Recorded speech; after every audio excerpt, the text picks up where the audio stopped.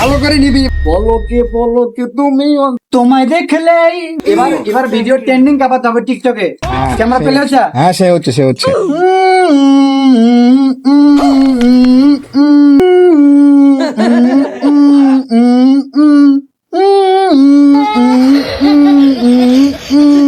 Video সুন্দর হচ্ছে না?